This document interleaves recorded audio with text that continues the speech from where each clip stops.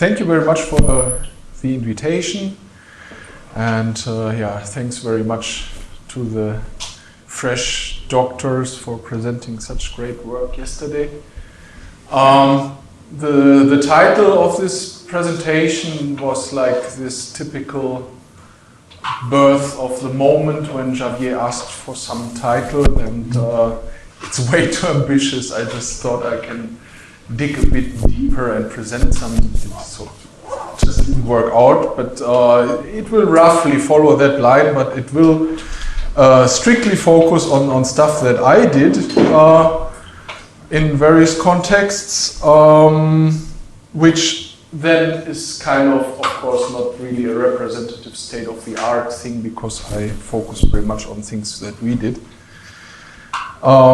So it's not very representative necessarily. So I will give an introduction, which is a bit kind of maybe the fun part, with a lot of musical examples, just to discuss a little bit terms related to meter, beat, and whatever. And then I will maybe talk through these three example studies from 2012, 14, and 16, which we did. We can see, for example, how much I will talk about that, because that's basically what Ajay has been talking about a lot yesterday, so maybe a bit less detail on that one. So, as an introduction, so we have, if we go to analyze rhythm in MIR, there is a definition. For instance, there are so many definitions about terms related to rhythm, meter, and all these things. And one which is helpful and simple, I think, is the one which was proposed by Justin London in 2004, who back then said that meter is a perceptually emergent property, while rhythm is a pattern of durations that is phenomenally present in the music. So he said that in 2004. Right now we are kind of collaborating, writing a contribution to the proceedings of the Society for Music Theory in Germany.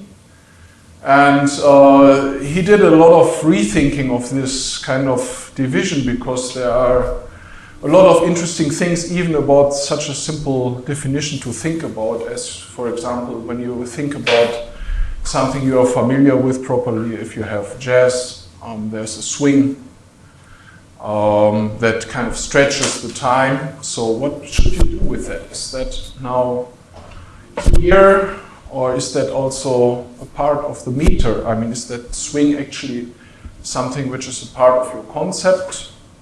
Or is it there in the sound and your metrical concept does not include that at all?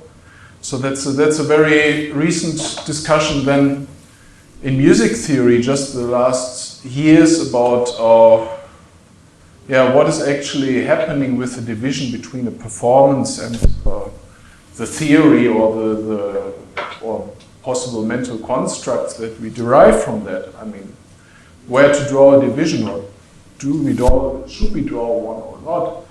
But anyway, historically in 2004 he said that. And so for one example now, I just depicted now musical time on a circle, which is a bit possibly like a more Indian thinking of musical time. So we have like the metrical structure here on a cycle. So this is a 4/4 meter with a downbeat here, 1, 2, 3, 4, and the cycle is going around. And so this is the metrical structure which we might have for a piece of music. And for Eurogenetic classical tonal music, we have to say all these things, so it's very restricted what we know basically, but there we know from studies as, for example, here Krumhansel and Parma, I don't know when it was, but quite a while ago, they had a look at where node onsets actually happen, and they saw a strong correlation between what is happening then in what here would be termed rhythm, and this metrical structure. So we know quite a lot about the relation between these two for musics like that.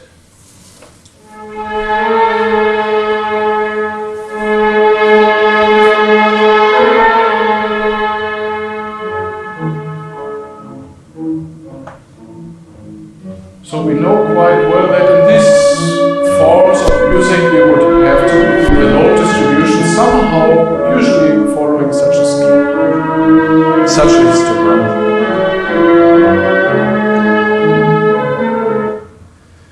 So, but it gets difficult when we look at other things, like if we have a Turkish aksak, which is would be a meter in 9. We can possibly map that to some cycle. I mean, first of all, the Turkish aksak, it's a rhythm. I mean, you just learn it as a rhythm by taking your hands and knocking on the knees. So it would be doom, take it, doom, take it, doom, take it, doom, take it. And then you start singing along while clapping that rhythm. But you can map that rhythm onto this metrical cycle and then try to see which kind of structure might emerge. So, for example, what's the beat there actually? I mean, if you go to Turkish weddings, you realize that it's just this. So this kind of a structure would be usually clapped to aksak pieces. So that might be the beat. But what is happening here? It's actually unknown for these kind of things.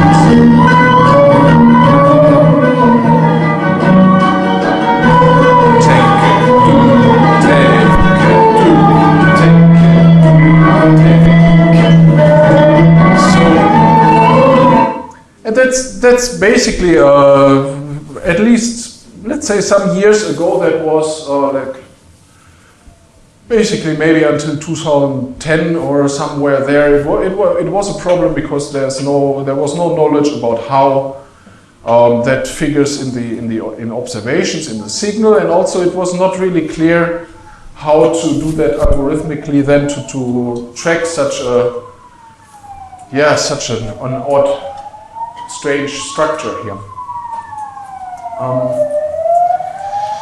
So we have several tasks. I mean, RJ also nicely summarized that yesterday. So we have in analyzing rhythm, we can do various things like tempo tracking, which is how fast does this pointer rotate.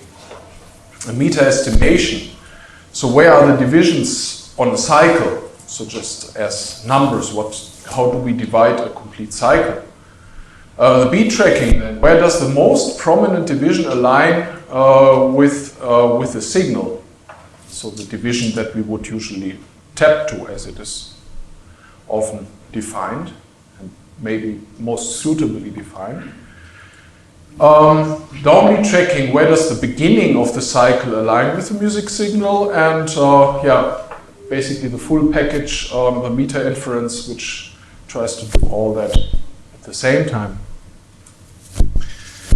So why? I mean, interpreting music in terms of meter is basically, it's an essential step in understanding musical structure.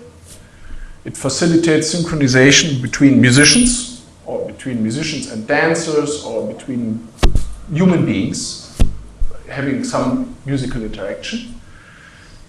And it depends strongly on the cultural background and on individual aspects. So inferring meter using a computer facilitates meaningful interaction with musicians, for example, automatic accompaniment, intelligent players for music practicing, and so on.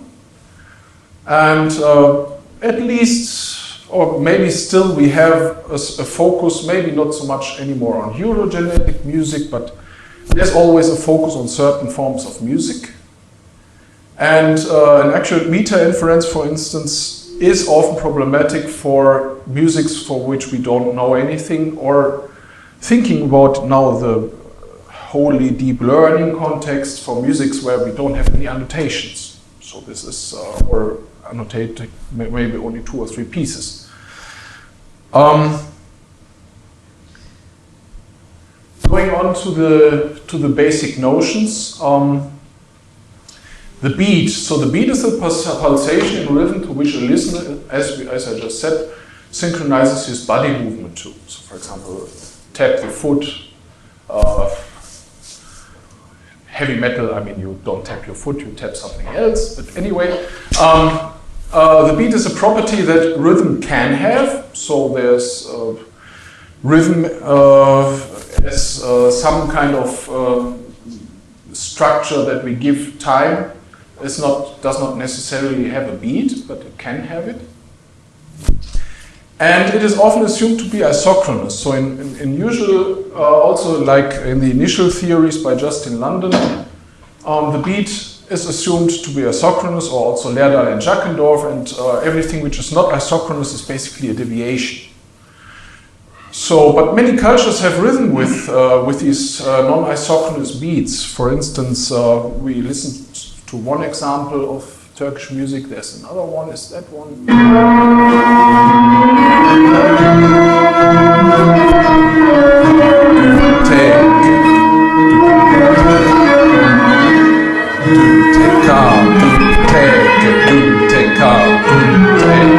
So that's not 9, that's 10.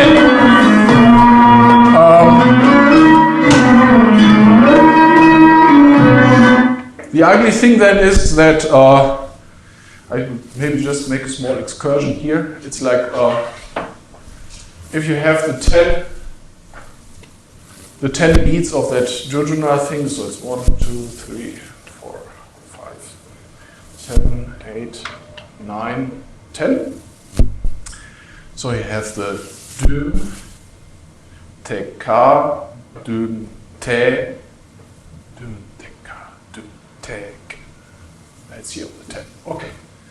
And then again on the 1. So typically if you would say, okay, 10, I can nicely say, okay, I just say, I put the beats on 1, 3, 5, 7, 9, and then it wraps around again. But that does not fit at all to what is happening musically, because the downbeat is emphasized by notes.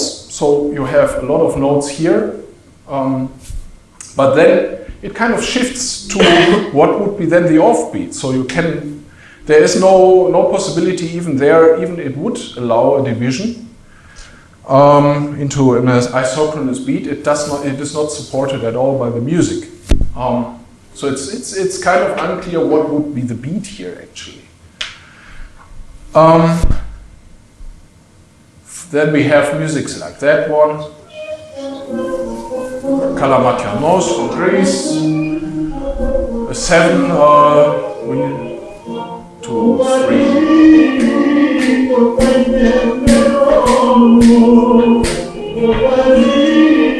So that's pretty simple, but again, sorry, it doesn't stop. Wait. Okay. So that's pretty simple. I mean, if you would tell to any Greek person that Kalamakianos is a very complex thing because it doesn't fit the models. I mean, what's complex about that? No, I mean it's a very simple thing, but it doesn't fit to the most common theories about how meter is structured. Okay, we can say now that's maybe something that okay, Turkey, Greece, it's all these countries which are behind the Balkans, you know, also India. I mean, all these things are behind the Balkans, so it's the Orient. So it's okay. I mean, we are in the Western world, and somewhere behind, behind this colonial curtain, they do other things. Possibly, but yeah. Well, even Swedes do it. I mean, so they don't quite fit to the common picture of what we have from the Orient, at least from my recent experiences. But there they have things like that.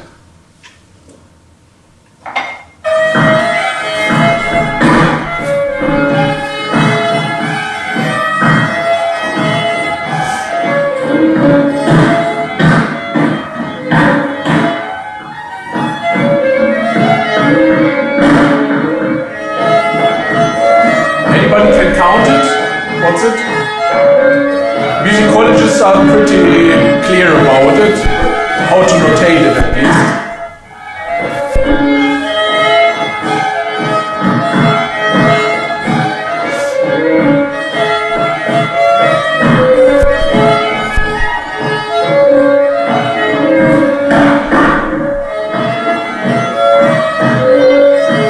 Like dancing, seems simple. So what is it? Any opinions? Kind of three, but sometimes. A kind of three, right? Yeah, it's a kind of three. Yeah, it's usually notated as a 3/4.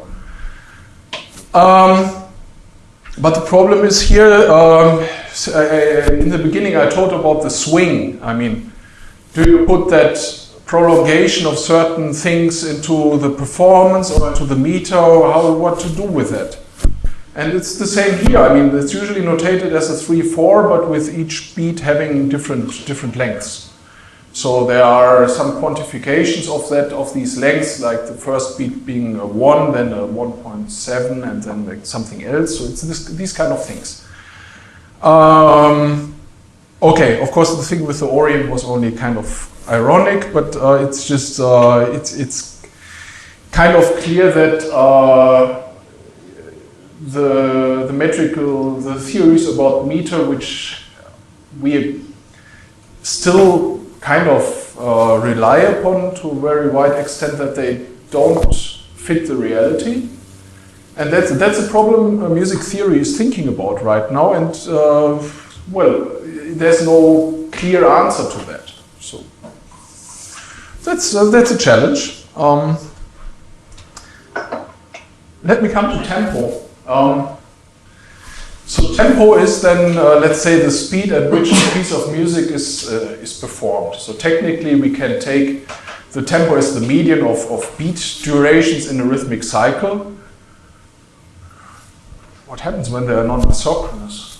No, don't think about it. So, but anyway, so practically, however, tempo can be much more flexible and variable. So this is just an example I love, and this shows the tempo curve throughout a piece of gamelan music. I don't know, Marius is not here. Huh?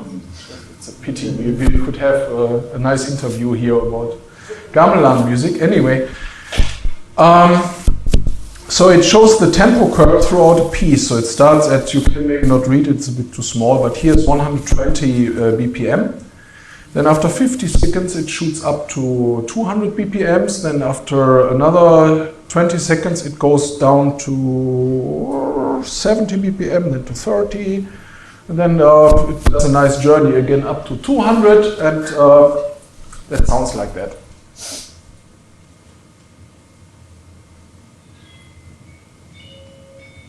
So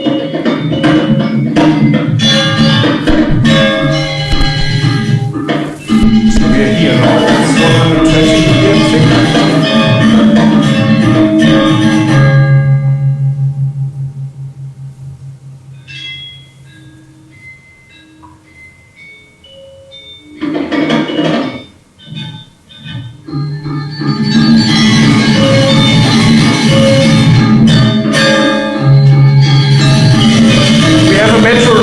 Music, it's very practical, so you can.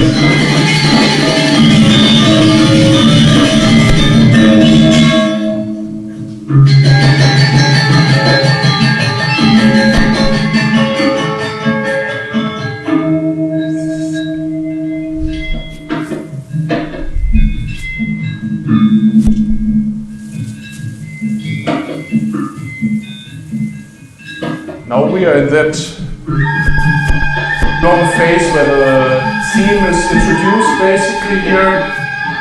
So, I mean, all that thing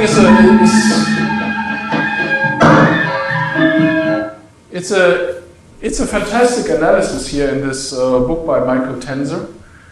And it's just a very beautiful illustration how tempo can develop through a piece. And that's, I don't know, did anybody do gamelan music in MIR? I don't remember. Anybody remembers? I don't know. because I mean, it's a huge repertoire. I mean, it's spread throughout so many countries, and it has some very, very interesting properties. Like, try to do a transcription of that. I mean, that's not. These instruments are not harmonic at all, so it's kind of. It's an interesting thing, and try to do a tempo tracking here in these pieces, and this tempo development is not something extraordinary for that music. So that about tempo, and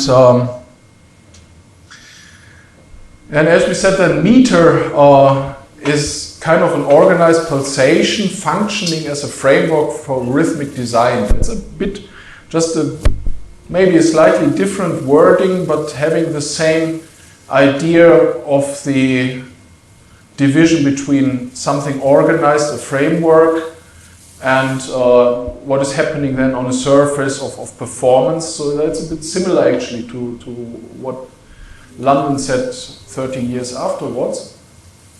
But so we need this kind of interpretation of music in terms of meter in order to synchronize, but the interpretation, as I said before, depends on the cultural context.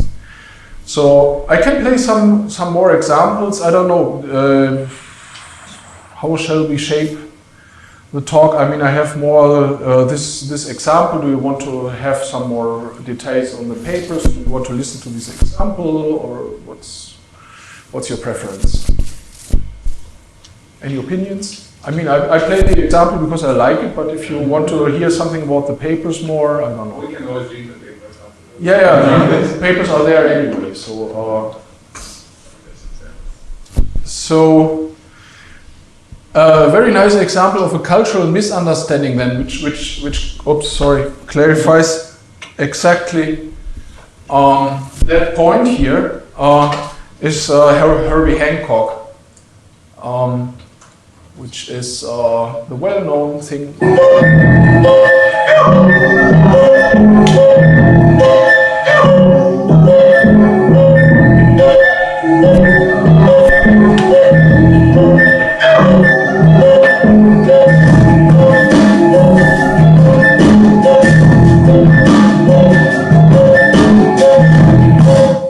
Fantastic groove.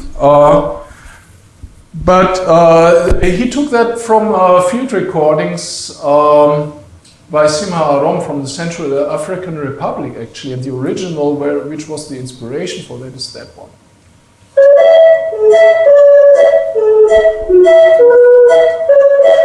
Two women hocketing. So one sound is done by one woman and the other by the other woman, and they're performing that thing. That's the inspiration for the Watermelon Man. So Herbie Hancock recorded that stuff, and then Simha Arom was kind of astonished by that interpretation, and he seemed to be so astonished that he, the next time when he was in the Central African Republic, he asked the same people to give him the beat.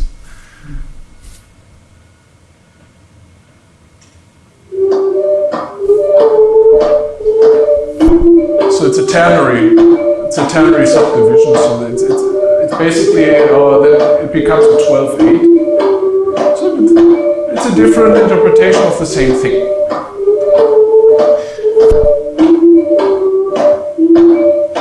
So it's just a nice example where we have one quite clear observation where we say, yeah, of course, it's clear, it's the Watermelon Man thing.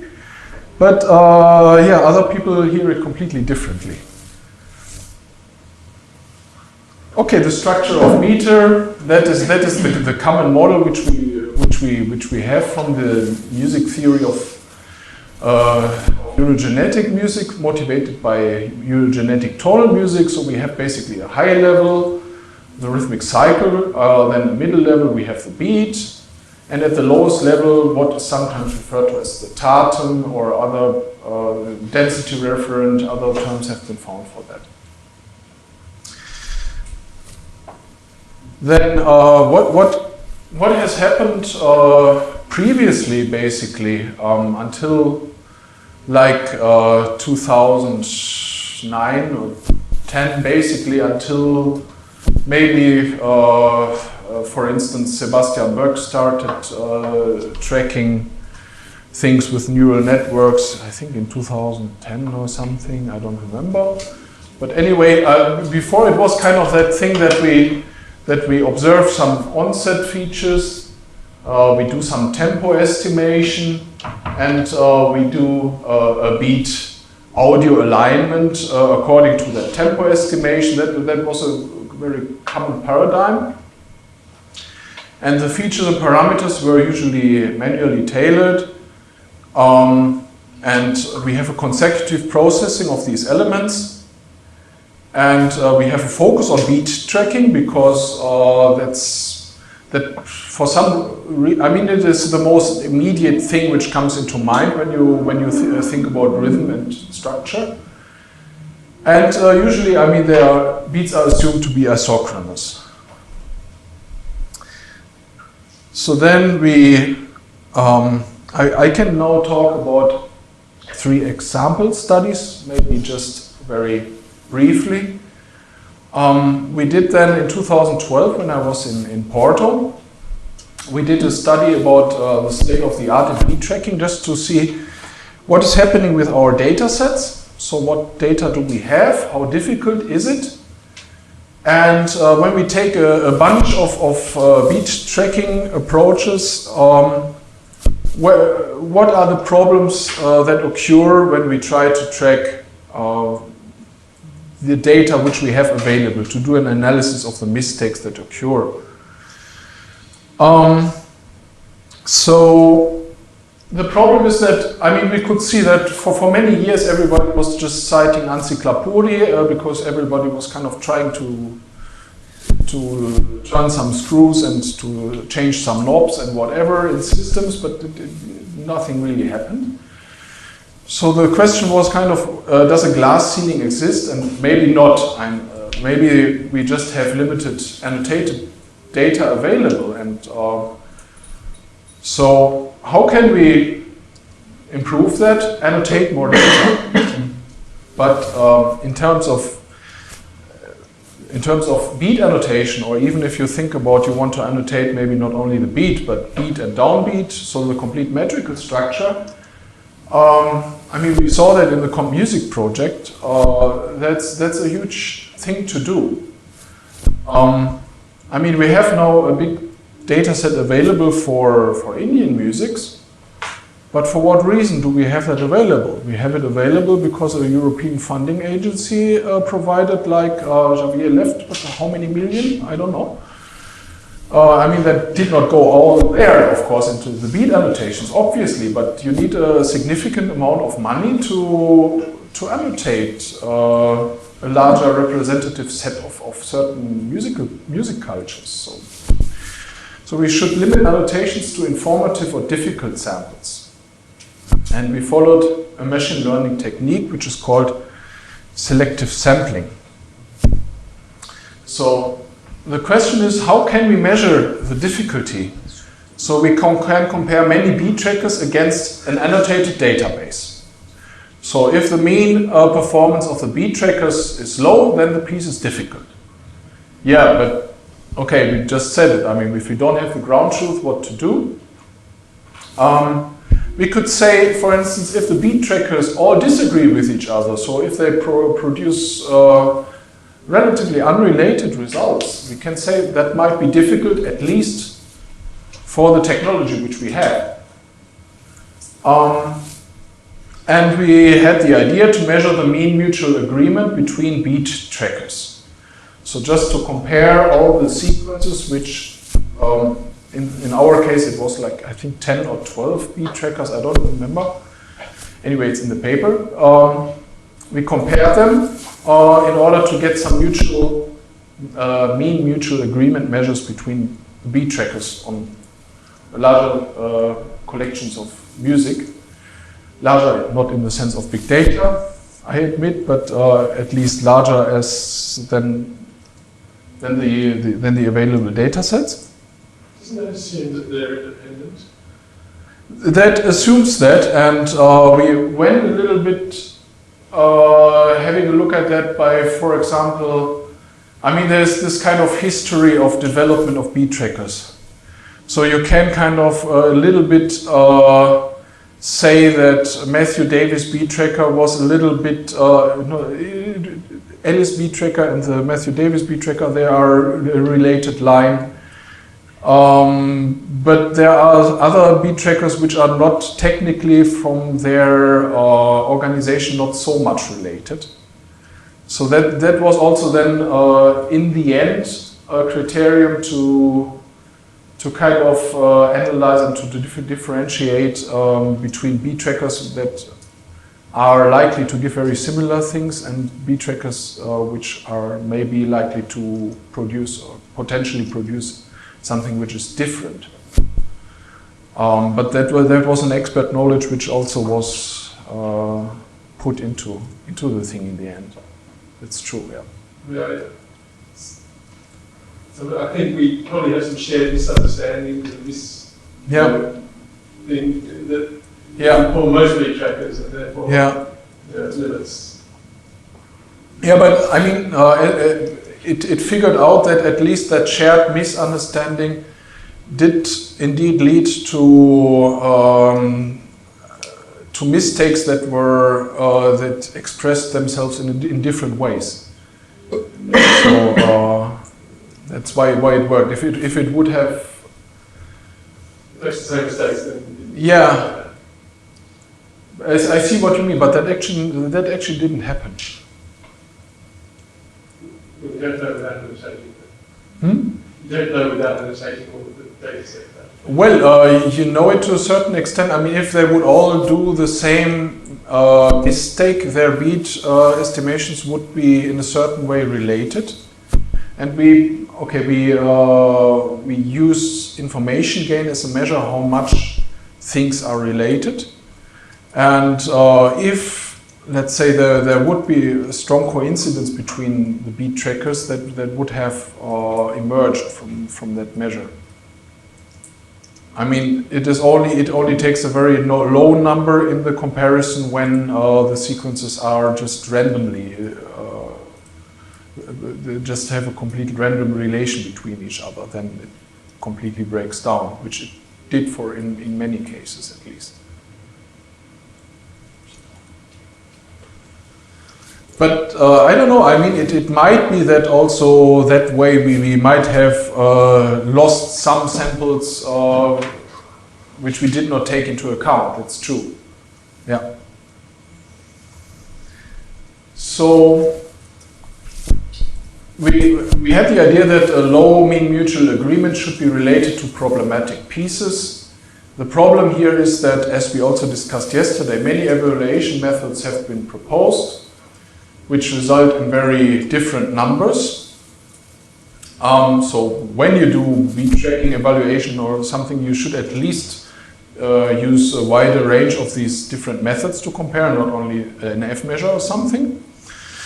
An overview is here in that paper, and then very recently, again, Matthew Davis, this time with Sebastian Berg, they did some relation also of these measures to perception. But what we basically had is we used the mean mutual agreement based on the information gain, which is one of the measures proposed in that paper.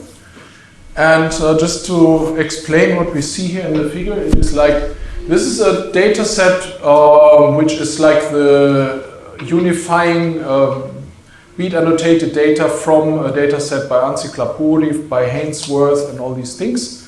I think it was first used in that form by Fabien Guyon. It has something like 1,200 annotated songs. And what we can see here, these are the, in each column we have a song, and the dark colors mean high histogram values, and here we have the mean mutual agreement with a value of 5 being the absolute maximum and 0 denoting that there's absolutely no agreement between the beat trackers. And we see here in that data set that there's at least something like a linear progression, but there's relatively little stuff here at the lower end where we would assume that things are difficult.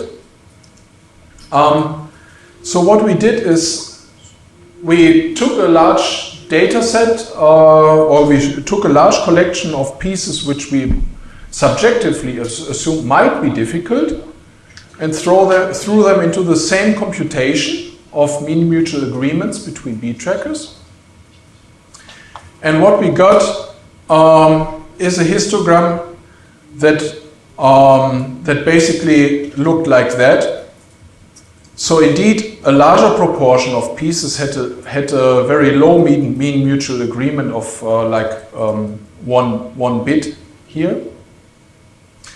And the important thing is then that you can see here on that side that indeed, of course, we then manually annotated also all that stuff. Indeed, that there's a high correlation between this mean mutual agreement between beat trackers being low and the mean ground truth performance using the same measure is also very low. So that is kind of a nice thing that shows that at least for things where we have this measure very low, that we can really assume that indeed, if we annotate that piece, that we will also get a very low ground truth performance. So that means you annotate all the pieces that are supposed difficult? Yep. By several different people? Yeah. So we, I think it was, our process was an annotation by one person and then an editing by a second person. And if things were considered problematic, the pieces were discussed. So this was kind of the process behind it. So it was not simply one person tapping or something, it was at least edited afterwards and discussed among 5 people. That means that there are several ground truths? No. Because you assume that they disagree, so there was a single ground truth. Yeah, I mean the existence of a single ground truth is simply because we couldn't afford to invest so much time into annotating, because we were like okay, we were 5 people, but nobody except of me and one PhD student had really so much time to annotate it, so we could not double or triple annotate each piece. That was just not possible. That's why we don't have 2 or 3 annotations for each piece.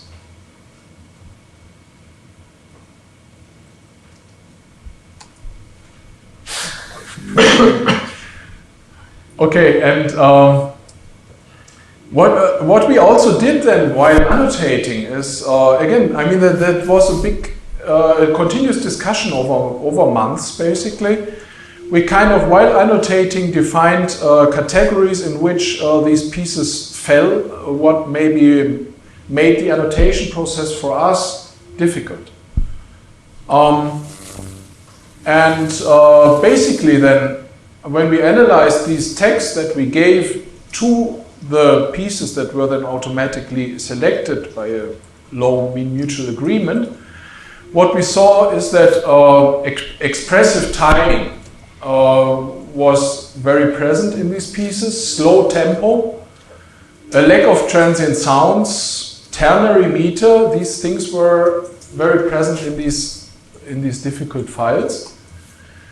There are many things to discuss here possibly, because slow tempo arguably correlates very strongly with the lack of transient sounds, because we have it very often in classical pieces where there is no percussion accompaniment in that data. So, but that just gives some idea of maybe what would be interesting to have a look at in terms of improving beat tracking, where we are maybe able to track something, but a beat tracker, or at least these beat trackers we used back then, they are failing. You said ternary meter. Why? It seems to me surprising it's up there. Is this just because the beat trackers use binary? Yeah, it was. I mean, these are the statistics from those files which were chosen based on the low mean mutual agreement. And when we annotated them, we put... It was already a subset of things that you thought were going to be difficult? Or Yes. Okay, so there was human selection and then... First there was a human selection. It was like a bit more than 1,000 pieces. And then we selected out of these 1,000 pieces like 300 or 400, I think, based on the mean mutual agreement of the beat trackers. And these statistics are then the labels which we assigned to these 300-400 pieces while manually annotating. So this is of course also to some extent this is a bit arbitrary. I mean, what is expressive timing? Yeah, there are several kinds of expressive timing. It might be a fermata in classical music, it might be a rubato, it can be all kinds of things then, but that's what emerged then. So, but the nice thing at least is that the mutual agreement of beat trackers measured with the information gain, it can reliably predict a low ground truth performance. The bad performance of beat trackers does not necessarily imply bad human performance. So there are a lot of pieces where beat trackers perform bad, but humans have no big problem with it, and these are maybe the interesting ones.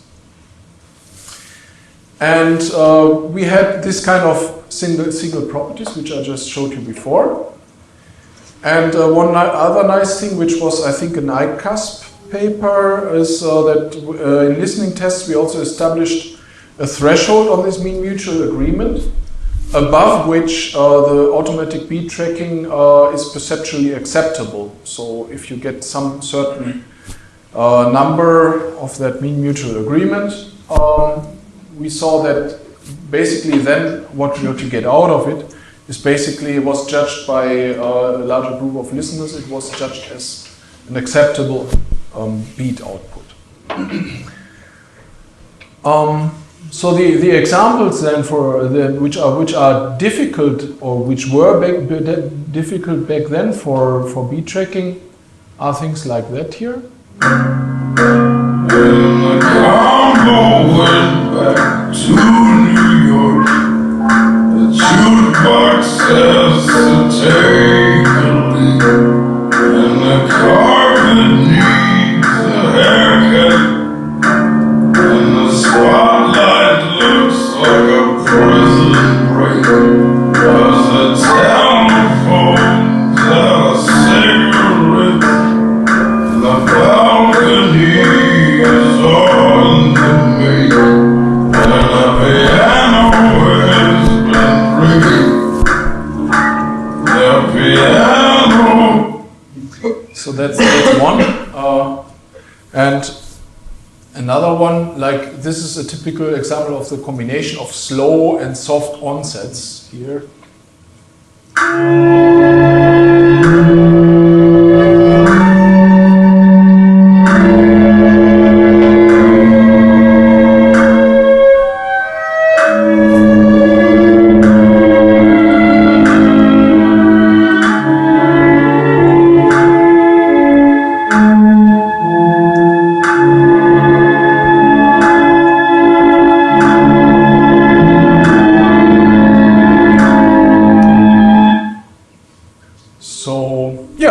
So that was what emerged from that study.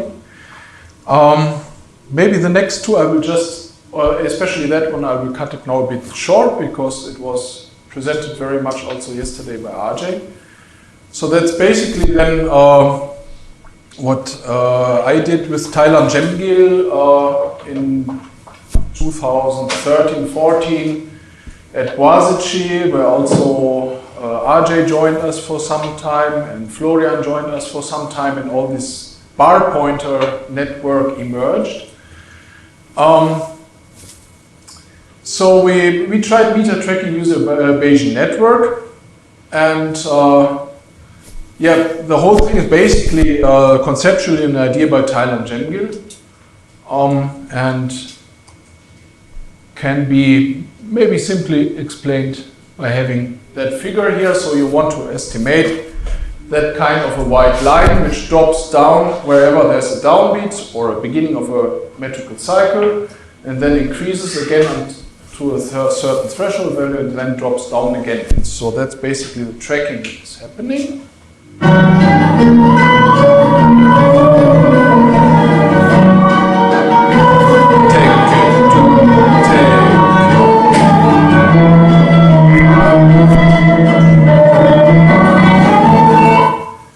So behind that there's a dynamic Bayesian model. That white line is described by the hidden variables x, the observations, like in our case the spectral flux, kind of incorporated into the observation model. And I will skip the technical details here and just point out that thing here, the observation model. So it's spectral flux.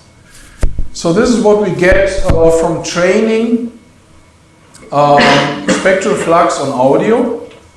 And I just emphasized those portions of the metrical cycle that coincide with these strokes, with the percussive strokes on audio. And on that side here, you see a figure for the same thing from a notated corpus. So this is where the onsets of notes lie in a notated corpus.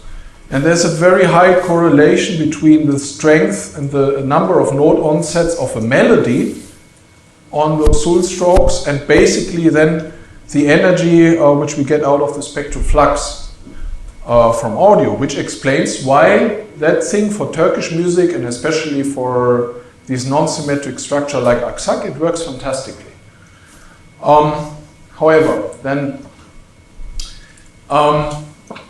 we can do with this model a full meter inference, and we can combine expert knowledge with learned observation models, which also was done previously by Geoffroy. And we have, however, a great shortcoming, which is that the observation model relies on the presence of sharp onsets, which works nicely for Turkish music because you usually have the rhythmic mode clearly emphasized and not very much disguised by playing styles, so it's very clearly there. But that doesn't work in many cases. That's why in the last ISMIR we did a combination with deep learning. Again, I will jump quickly through it. So it's just the ISMIR paper from 2016 now, this year. And there basically what we do, let me see, for in the case of Indian music, so we have these three setups. So basically what we try to do is to combine convolutional neural networks with the approach of the Bayesian tracking. So this is the Bayesian tracking spectral flux into a Bayesian tracking, or you can do just a convolutional network and do a peak picking, but you can also try compute the activations of the convolutional networks and then impose some kind of metrical structure which you assume to be there on the activations of the network. And yeah, basically just showing you the results of that is that both for Indian music and for the ballroom dataset, the combination of the convolutional neural network with the Bayesian approach usually significantly outperforms here on both datasets in terms of downbeat tracking, but also in terms of certain beat tracking measures, as well as the CNN, pure CNN version, as well as the pure Bayesian version.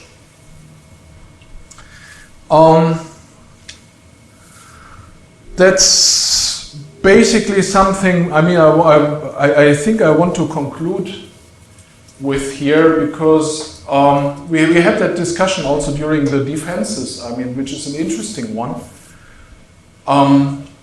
Where, okay, now we did that thing with the convolutional neural networks and Bayesian approaches, the combination clearly improved. In the Izmir paper, at least, also Florian and Sebastian had a similar case using the recurrent neural networks and the Bayesian approach. And, well, roughly speaking, the picture is if you have a very simple metrical structure, you can basically rely on the neural networks to do the job for you and very much simplify the state space in here, just to very simple smoothing. But if it's not very clear, then you need to put more emphasis into the accuracy of your state space of the Bayesian model. And we also have the defense from Simon Durand coming. And now the situation is that here we have like 3 approaches which in several ways combine deep learning with some Bayesian techniques. It seems to help. Sometimes it's not necessary, but we don't know which constellation would be maybe the best. We don't know which are exactly the problems. We don't know how well it generalizes. If we have some new music style where we don't have annotations, what should we do?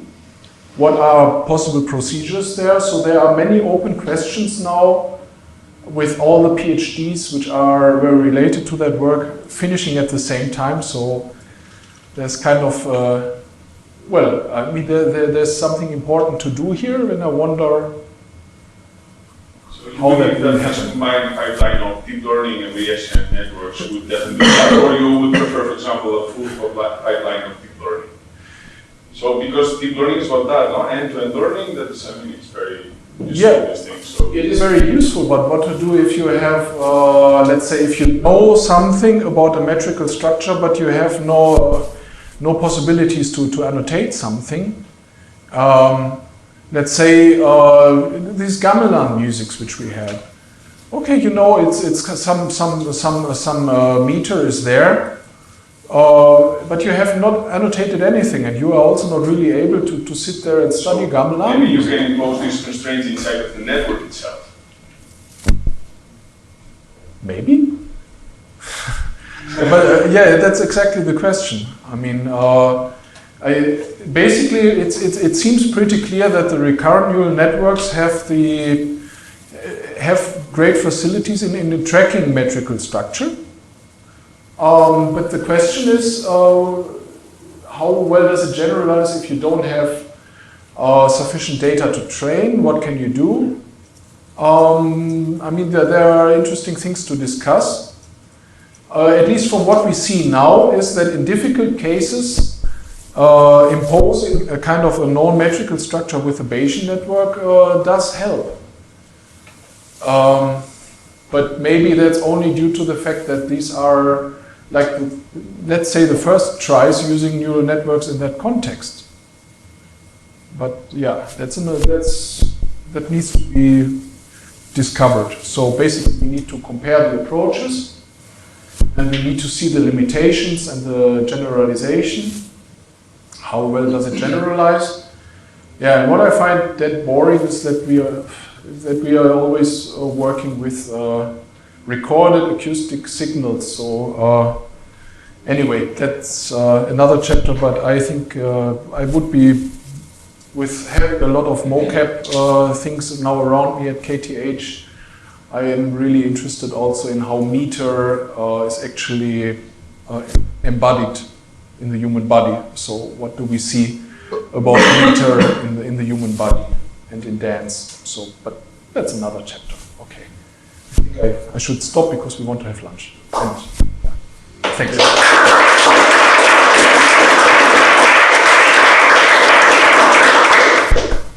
Just to provoke additional discussion on this topic.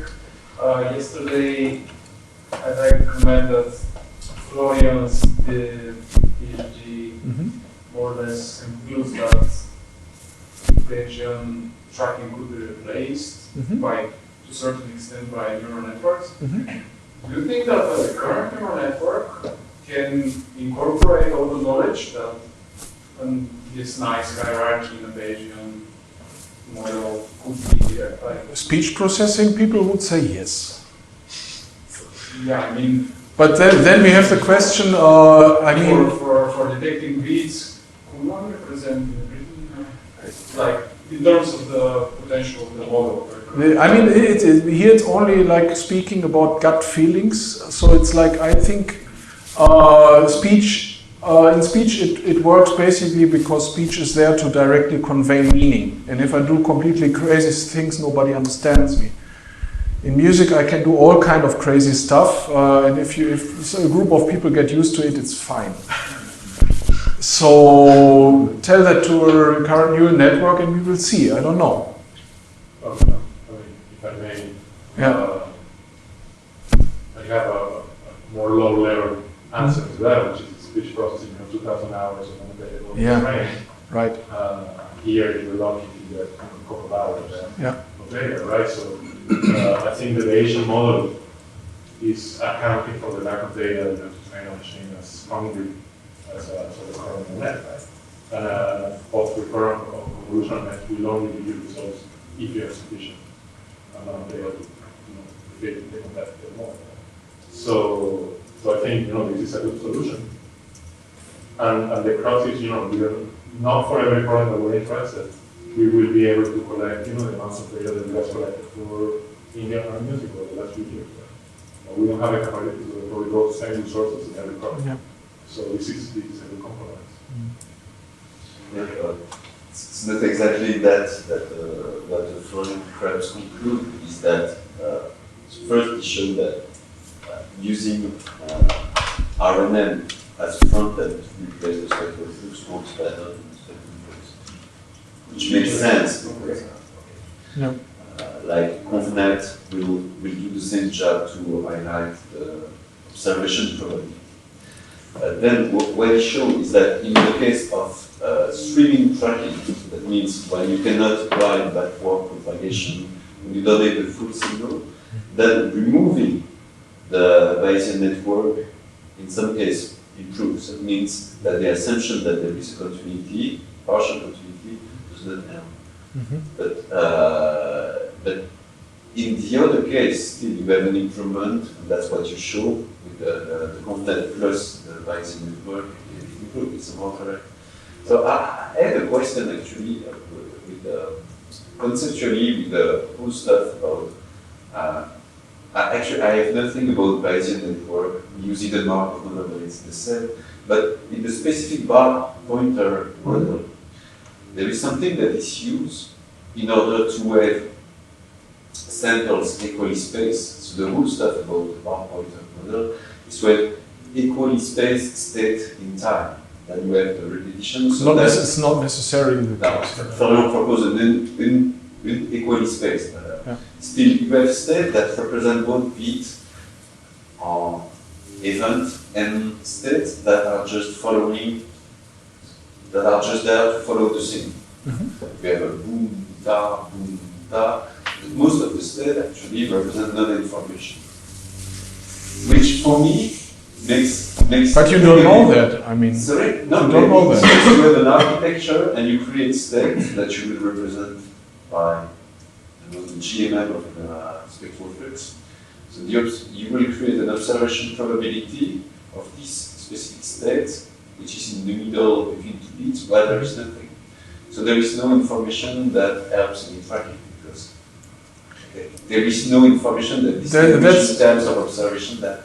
And I have conceptually a problem with this bar pointer model because most of the states actually are just there to ensure that there is continuous discrete space, but actually does not represent any useful information. And I was listening to your example, and exactly the circle representation. So in the circle representation, it's difficult because the way we type beat in Europe is 1, 2, 3, 4. We don't do 1, 2, 3, 4. We do 1, 2, 3, 4. And in jazz music, the event are placed corresponding to each really adapt, and it's but an then event which is placed. And the circle representation which corresponds to the bar pointer event that assume that actually the information is continuous over time, so there is a continuity. But in music, it's discrete events. Yeah.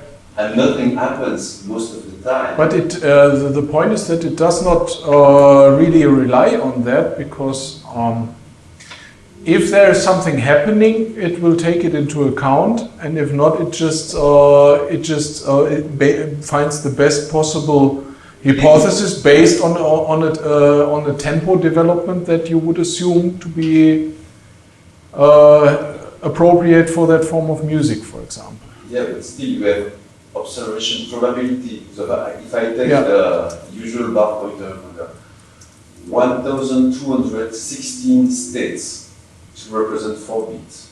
Yeah, but so that means most of the states are actually empty. And you define observation probability for... but you have only, I mean, the observations are basically like within a measure that you have, it's only 64 bits, so it's only 60 or something like that. Achieve the 1,216. Yeah, but these are not the different observations which you have. The number of the different observations which you assume is much lower. But you understand my point is that conceptually you define a convenient model, because then you can do decoding like in speech. But most of the time there is no event, so you create something which is artificial conceptually. It's very funny, because I mean, I had a lot of discussions about that with Talan Cemgil, because I also said like this continuous thing, and with similar arguments as you, and he just said, just do it, it will work. Okay, I did it and it worked. Florian as well, so it's like, if I might add actually, so when you are saying we are only looking at events, what happens between the events is being modeled in some way. I mean, we don't know how. And then one of the ways in which it can be implemented in here is by having much more points in between. So, I mean, how do you know that half second has passed between one event and the other one? So, there's something, a clock going on somewhere inside. So, it's just not being expressed here. So, that's the latent variable in our head. I understand the mathematical formulation, which is again convenient for what we do. But conceptually, if you listen to the signal between two events, you don't have an internal clock that runs. It's just the information. This might gets a little more clear when we exaggerate the problem. Say take a Hindustani musician, when they are counting the long cycles, they have a clock running. And then, Kaustubh, when we practice music with him, he has a clock which can keep 1 second more accurate, I mean almost as accurate as a clock. And then when we're practicing, so he would start with a conversation, and then after 2 minutes he says 2 cycles are over. And then this is incredible for me. So I think, so there is a clock, and then we're not aware of that. Yeah, and there's also, I mean, there's some evidence from sensory motor synchronization also, that there is this kind of clock, because, I mean, we tend to first kind of correct, wait a second, not the period, but the phase it's these the papers by who did all the sensory motor synchronization papers. I mean, there is one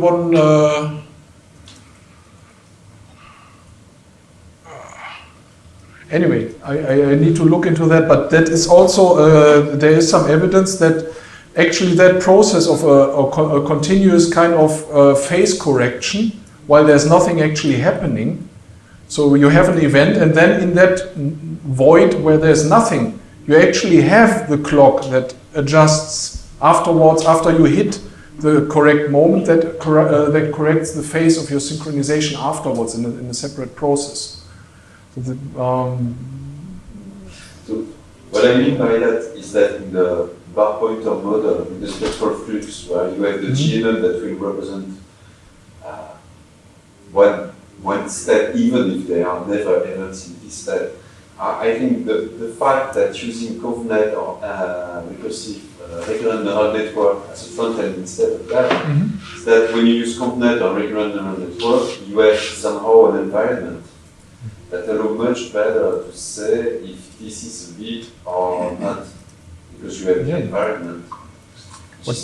What do you mean with the environment? I mean, Context, the context, temporal context. Yeah, you have the left and right. Yeah. Because in the usual bar pointer model, you just have the spectral flux of nothing that you model with a chain. Yeah, absolutely. So you don't have any information actually. Yeah. And you have only the percussive information anyway in the spectral flux case, and only local. Yeah, that's another problem. I think.